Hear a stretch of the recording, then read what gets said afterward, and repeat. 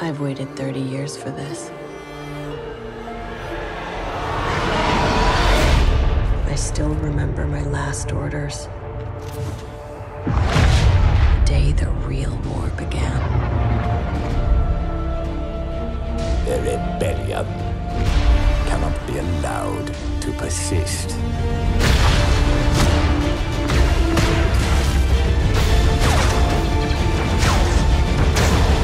We weren't expecting special forces. That's the point, Sergeant.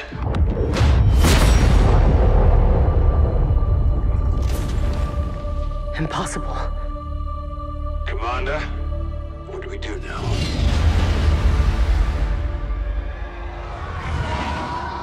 We avenge our Emperor.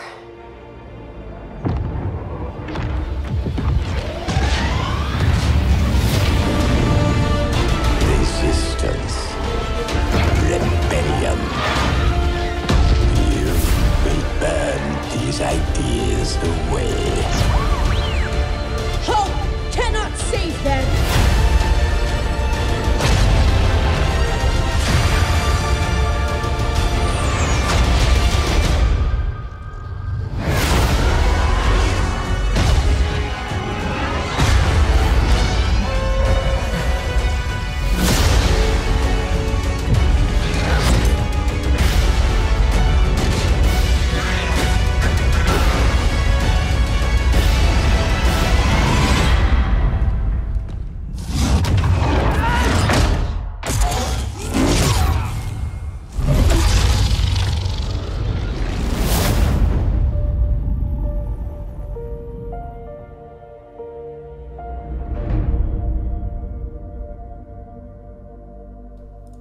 Ooh, baby, what a freaking awesome trailer to finally fully unveil Star Wars Battlefront II. What's up, everybody? It's Ghost Robo, and today we get the full trailer for the big new Battlefront, releasing November 17th, covering all three eras of Star Wars and including a full single-player campaign. I think that's where we got to start because that is the big piece of news here. You play as Iden Versio, an Imperial quote-unquote hero. She is the leader of the Inferno Squadron, an elite group of Imperial soldiers, and she's looking to avenge the Emperor because this single-player story takes place between Episodes 6 and 7, between Return of the Jedi and the new trilogy, and it's official canon. Such a great move, such a smart move to make this official, and the fact that they were able to allow this to be canon is great because it adds so much oomph to the cutscenes, so much oomph to the storyline, and I really hope that they're able to deliver a more focused single player than just big Battlefront battles and you play as a named hero, or in this case villain, although they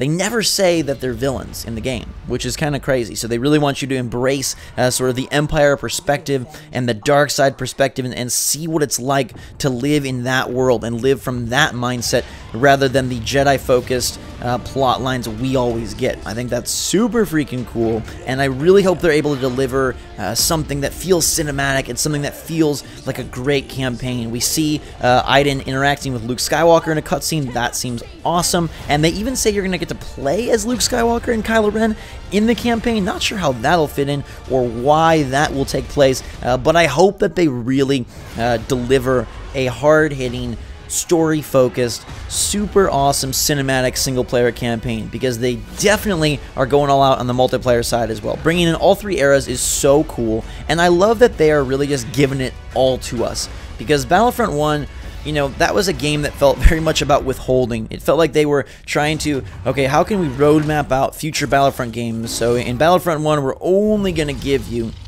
the original trilogy, and we're going to limit the locations and limit this and limit that. Now, for the sequel, for Battlefront 2, it doesn't seem like they're holding out for, you know, a third game or a fourth game. Like, they want to make this the best game because they realize that they've got a great property and I think a very fun game, but they kind of squandered some of the love when they made it so limited and when they didn't include a single player. So hey, let's bring in single player. Let's give you all three eras. Let's showcase Darth Maul and Yoda and Kylo Ren and Rey and Luke in this trailer and allow for a multiplayer that's going to mix and match all of these heroes and villains.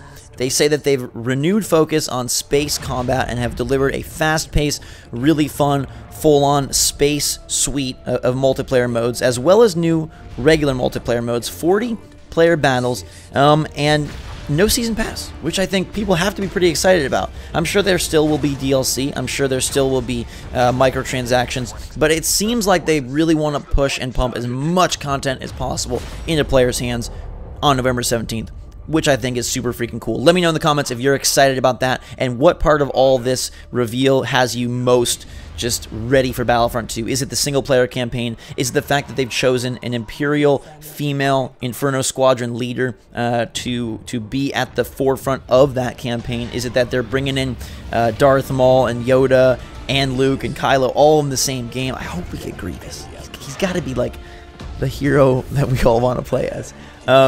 Or is it that they're redoubling down on space combat, that they're introducing new modes? You know, they say that that Iden Versio is as lethal with a blaster as she's a TIE fighter. So there's going to be, it seems like, space combat as well as ground combat with her.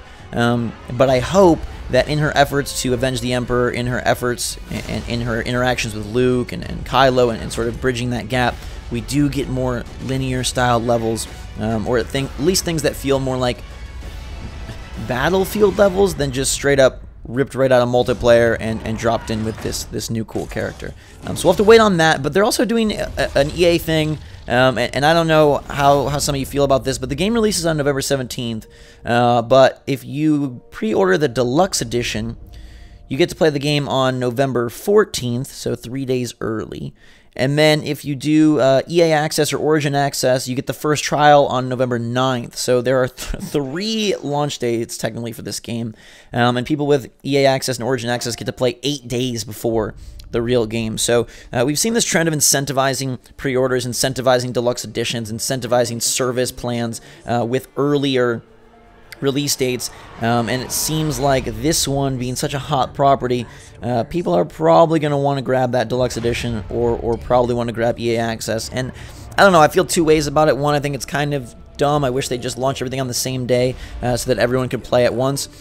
But I do understand, like, especially if you're not doing a season pass, EA Access, Origin Access aren't that expensive, and it does add a little bit of flair and fun for your hardcore fans to play early. But let me know your thoughts on all of that in the comments down below. I think overall, gotta be so stoked for this game. I love Battlefront 1. I know it had a lot of shortcomings. Like I said, the game felt like they were just withholding so much from us, but I still loved the way it played. I still loved that it felt different than COD or Battlefield. I love that it brought some different set of gameplay, especially with the modes that involve the heroes and villains, and I love to see that we're getting 3 eras of heroes and villains. And I will just say right now that you could be looking at a game that has a downloadable Jar Jar Binks as a playable character, which is equally terrifying and equally awesome. So with that being said, thank you guys and girls so much for watching. Let me know what you're pumped for in the comments down below. Hit that like button if you're excited for Battlefront 2 and want more of it. I'll be bringing you all sorts of coverage as we lead up to launch in November. I'll be playing it at E3. Cannot freaking wait for that. Let you know how that goes when it happens. Until then, everybody, thanks so much for watching. Have a fantastic day. I love you. And until next time, we'll see you all later.